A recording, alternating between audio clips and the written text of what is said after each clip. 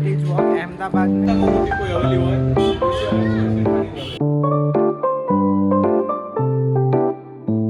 पहली बार मैं लाल दरवाजा में आया और उधर इतना कम। Hello guys, welcome back to our channel. स्वागत है आप सबका अपनी चैनल में। तो इस बार ना हम कहीं दूसरी सिटी में घूमने नहीं जा रहे हैं। इस बार ना हम जा रहे हैं अहमदाबाद में हेरिटेज वॉक के लिए। तो बाहर की सिटीज़ तो हमने बहुत घूमी है, बहुत एक्सप्लोर की है। तो इस बार सोचा कि लाओ कुछ अपने अहमदाबाद का भी देख लिया जाए। और यहाँ पे भी देखने लायक बहुत सारी अच्छी अच्छी चीज़ें हैं। तो सबसे पहले हम लोग आ गए हैं जूने अहमदाबाद में, यानी कि कालूपुर में। यहाँ से हमारा हेरिटेज वॉक शुरू होगा। तो चलो। ये हेरिटेज वॉक मैं कर रहा हूँ इनविंसिबल के थ्रू, जो कि मुझे सिर्फ 30 रुपये में पड़ा है। और ये शुरू हुआ है स्वामी नारायण टेम्पल से। તો આ છે ગુજરાત છે મિડલ બેલ્ટ છે, પણ આ જે મંદિર બનાવવામાં આવ્યું છે નાગર શૈલીથી બનાવવામાં આવ્યું છે।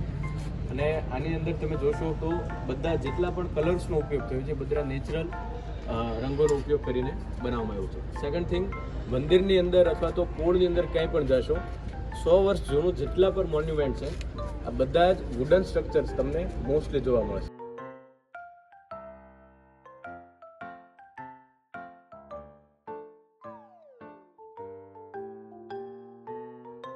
પહેલાના ટાઈમની અંદર અત્યારે આપણે જે ઇન્સ્ટાગ્રામ, ફેસબુક ને સોશિયલ મીડિયા પ્લેટફોર્મ છે, તો ઓટલો જે પહેલા ટાઈમમાં સોશિયલ મીડિયા પ્લેટફોર્મ હતા કે પોળ કે ગલીની અંદર જે પણ આખા દિવસની અપડેટ હોય અહીંયા તમને જોવા મળે કે શેરીમાં કોઈનું મરણ થઈ ગયું હોય તો અહીંયા ખ્યાલ આવે, કોઈના ઘરે બેબી અથવા બાબાનો જન્મ થયો છે તો અહીંયા ખ્યાલ આવે, કોઈના લગ્ન થયા છે તો અહીંયા ખ્યાલ આવે। તો એક લાઈવ મેમોરિયલ છે કવિ દલપતરામનું। તો લાઈવ મેમોરિયલ બને છે, લાઈવ મેમોરિયલથી તમે અંદર જઈને વિઝિટ કરી શકો। બટ જે લાઈવ મેમોરિયલ છે એમાં જોશો તો આ જે ઘર દેખાય છે તમને એ આખું મકાન અંદરની બાજુ નથી, ખાલી રેપ્લિકા છે। ફ્રન્ટ વ્યૂ કઈ રીતનો હોઈ શકે ઘરનો।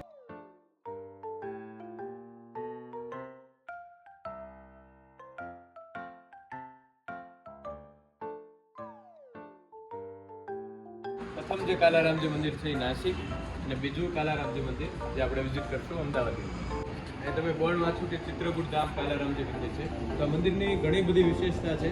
હું શરૂઆત કરું તો આ એક 400 વર્ષ જૂનું મંદિર છે। આની અંદર જે પૂજા અર્ચના કરે છે પૂજારીજીની 11મી પેઢી છે જે ભગવાનની સેવા પૂજા કરે છે, અને 40 લોકોનો પરિવાર છે, જોઈન્ટ ફેમિલી રહે છે। તો આજુબાજુ લોકો રહે છે, વચ્ચે કોર્ટયાર્ડ છે, અને નજીક જ મંદિર એક આવેલું છે।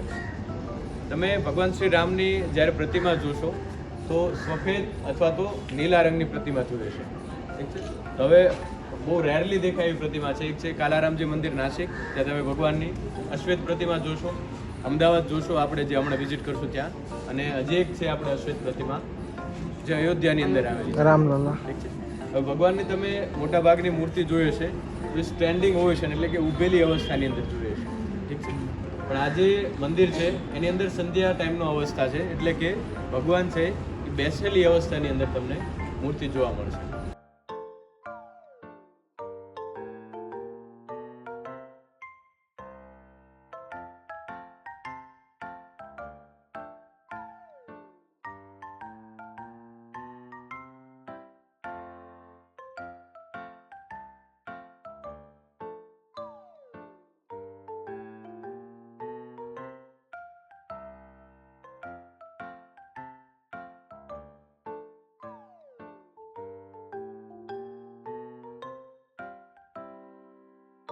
ઘણા સ્ટ્રક્ચર છે 400 વર્ષ સુધી જૂના મકાનો છે, છતાં પણ અડીખમ છે લોકો ત્યાં રહેતા પણ હોય।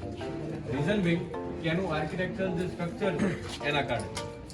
અહીંયા તમે એક સ્ટ્રક્ચર જોશો, સૌથી પહેલા છે એ કોન્ક્રીટનું સ્ટ્રક્ચર છે, એની પછી આવે છે બ્રિક એટલે કે વુડન સ્ટ્રક્ચર છે। તો બ્રિક વુડ આ એક સ્ટ્રક્ચર છે, આ સ્ટ્રોંગ બોન્ડ માનવામાં આવે છે આર્કિટેક્ચરની અંદર। તો ગામડાની અંદર પણ જોશો તો બહુ બધા લાકડાનો પ્રયોગ કરેલા તમને મોન્યુમેન્ટ જોવા મળશે, ઘરો જોવા મળશે।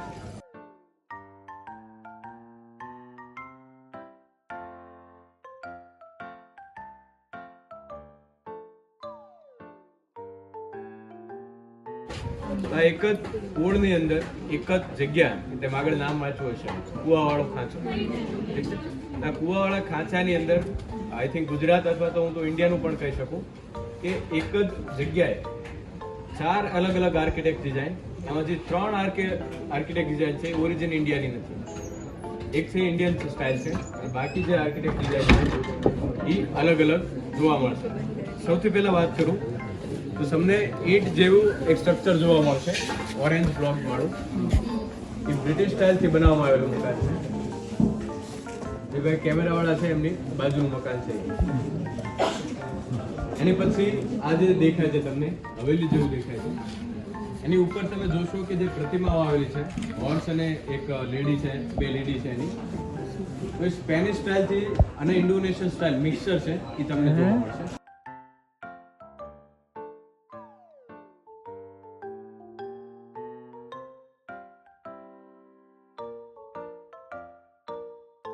यहाँ पे हम लोग ले रहे हैं हेरिटेज वॉक अहमदाबाद में और बहुत ही मज़ा आ रहा है हमको क्योंकि हमारे साथ नए नए लोग जुड़ चुके हैं. ये हैं नम्र भाई साहब जो कि हमारे सोसाइटी मतलब हमारे घर के पास में ही रहते हैं, पर आज तक हमने इनको कभी नहीं देखा और बहुत आनंद आ रहा है. और ये भी नया बंदा है. हाँ, हम भी नए हैं, हम बहुत ज़्यादा नए हैं.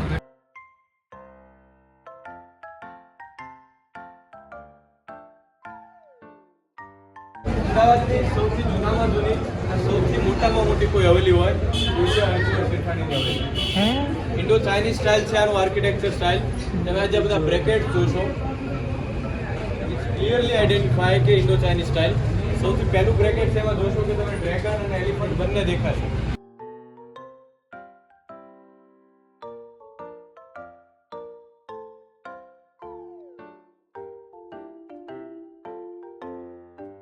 સૌથી પહેલા પોળની વાત કરું તો પર્સનલી સૌથી વધુ કોઈ ગમતી મને પોળ હોય તો એ દેસાઈની પોળ છે. રીઝન બિંગ કે ઇવન શાંતિ તો તમે જુઓ છો, સન્ડે સિવાયના દિવસોમાં પણ એટલી જ શાંતિ હોય છે કાયમ. અવાજ છે એ આપણે બધા આવીને કરતા હોઈએ, બટ સવાર 7 વાગ્યા તો પણ એટલી ચોખ્ખાઈ અને ક્લીનીનેસ જોવા મળશે કારણ કે સેલ્ફ સસ્ટેને સેલ્ફ મેનેજ કરે છે.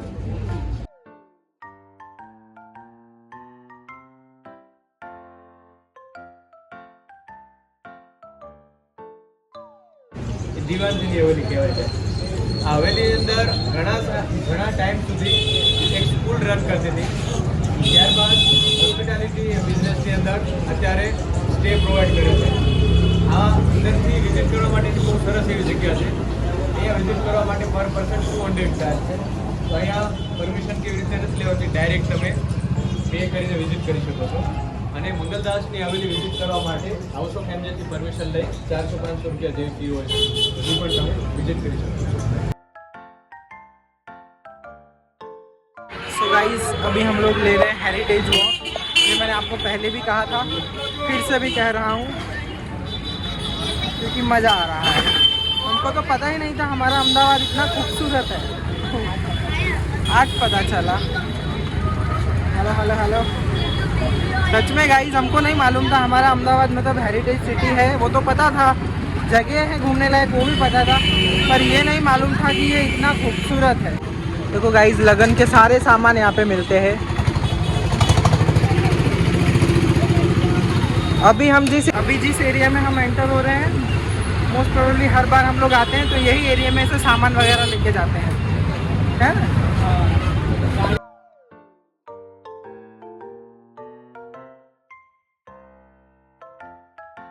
तो गाइस मज़ा आ रहा है गाइस, मज़ा आ रहा है गाइस. हमको मजा आ रहा है, पैरों को नहीं. हमको तो खूब मजा आ रहा है, पैरों को नहीं आ रहा. पहली बार मैं लाल दरवाजा में आया और उधर इतना कम भीड़ है क्योंकि सुबह 10 बजे आए, लोग ही नहीं दिख रहे, मतलब लोग दुकान खोल रहे हैं. चलो गाइस आ गए जामा मस्जिद.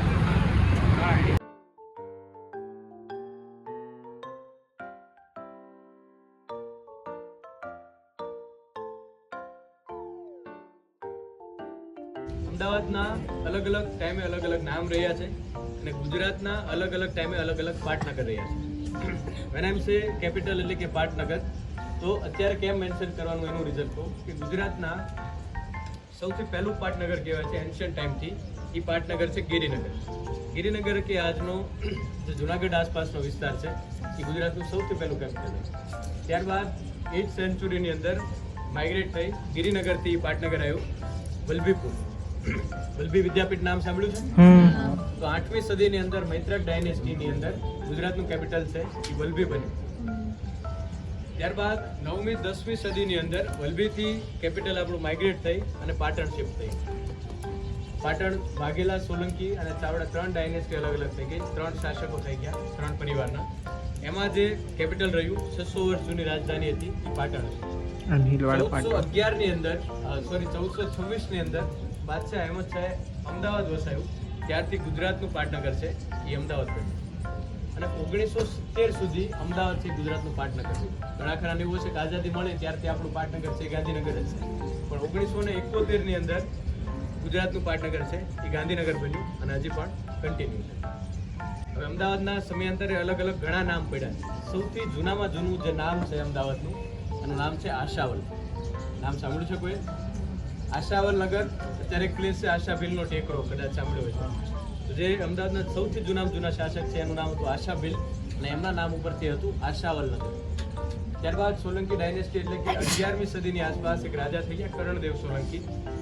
કર્ણદેવ સોલંકીએ આશાવલ કોન્કર કરી અને પોતાના નામ ઉપરથી નગર વસાયું. એનું નામ હતું કર્ણાવતી. કર્ણાવતી ખ્યાલ છે બધા? ખાલી કર્ણાવતી ક્લબ જ નથી પણ જૂનું અમદાવાદનું નામ પણ કર્ણાવતી, બરાબર? કર્ણાવતી નગર અથવા તો કર્ણાવતી તરીકે અમદાવાદ પ્રખ્યાત થયું. બીજી વસ્તુ, કર્ણદેવ સોલંકીએ એક તળાવ પણ બંધાવ્યું. એનું નામ હતું કર્ણસાગર તળાવ, જેને આપણે હાલમાં ઓળખીએ છીએ કાંકરિયા તળાવ તરીકે. તેનું જૂનું નામ છે કર્ણસાગર તળાવ હતું, જે કર્ણદેવ સોલંકીએ બંધાવ્યું. ત્યારબાદ 1426 ની અંદર બાદશાહ અહેમદ શાહે કોન્કર કર્યું કર્ણાવતી અને અમદાવાદની સ્થાપના કરી. ત્યારથી નામ છે અહેમદાબાદ હતું અને સમયાંતરે અભ્રજ થઈ અને અમદાવાદ તરીકે ઓળખ્યું. હવે અમદાવાદની સ્થાપના કઈ રીતે થઈ એની વાત કરું.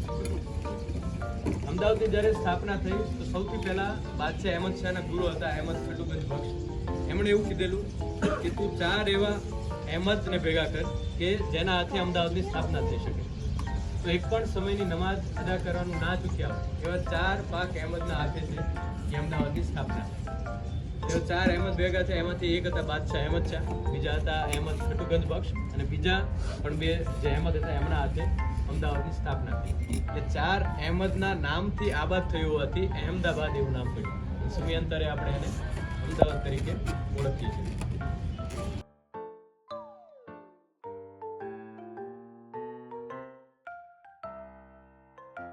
तो गाइस ये था जामा मस्जिद, हमारे हेरिटेज वॉक का लास्ट पॉइंट. और ये हेरिटेज वॉक करके हमको बहुत ही ज़्यादा मज़ा आया और बहुत सारी चीज़ें हमने अपने अहमदाबाद के बारे में जानी. वैसे तो हम लोग बाहर बहुत कुछ घूमते हैं पर अपने शहर को उतना नहीं जान पाते क्योंकि सब कुछ ऐसा होता है ना, घर में ही है तो क्या देखें. पर इस बार टाइम मिला तो हम लोग यहाँ पे हेरिटेज वॉक करने आए और बहुत सारी चीज़ें हमने अहमदाबाद के बारे में जानी. तो मिलते हैं आपसे अगले किसी और इन्फॉर्मेटिव और बहुत ही अच्छे से ट्रिप पर. वीडियो को लाइक, शेयर, सब्सक्राइब और कमेंट करना मत भूलिएगा प्लीज़.